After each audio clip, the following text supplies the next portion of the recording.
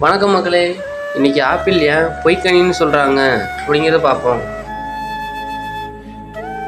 First one, apple மலர் எப்படி இருக்குன்னு பாருங்கள். ஆப்பிள் மலரில் விளக்கம் கொடுக்கறது கொஞ்சம் கஷ்டமாக இருக்கும். எனவே செம்பருத்தி மலரில் கொஞ்சம் விளக்கம் தரேன். மலரில் மகரந்த சேர்க்கை நடந்த உடனே அதில் இருக்கிற சூழ் ஆனது கருவுற்று சூலகம் கனியாக மாறும். அதில் இருக்கிற சூழ் விதையாக மாறும். இது உங்களுக்கு தெரியும். ஆனால் ஆப்பிளில் கொஞ்சம் வித்தியாசமாக நடக்கும். இதுலேயும் மகரந்த சேர்க்கை நடக்கும், விதை உருவாகும். கனி ஃபார்ம் ஆகிறப்ப பூத்தளமானது அந்த கனியை சூழ்ந்து மூடிக்கும். அப்போ விதையோட தன்மை சுருங்கி விதை மலட்டு விதை அல்லது வேறுபாடுகளை உருவாக்கக்கூடிய விதையாக மாறிடும். இந்த பூத்தளம் சதைப்பகுதி போல் தெரிகிறதுனால இது ஒரு பொய்யான சதைன்னு நம்ம சொல்கிறோம்.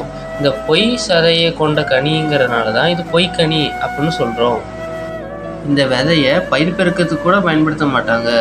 ஏன்னா இதில் வேறுபாடுகள் அதிகம் உருவாகும். எடுத்துக்காட்டாக சொல்லணும்னா, நீங்கள் உங்களுக்கு பிடிச்ச ஆப்பிள் ரகத்தை விதையை எடுத்து போட்டிங்கன்னா அதே ஆப்பிள் ரகம் நம்மளுக்கு கிடைக்காது, வேறுபாடுகளோடு தான் இருக்கும்.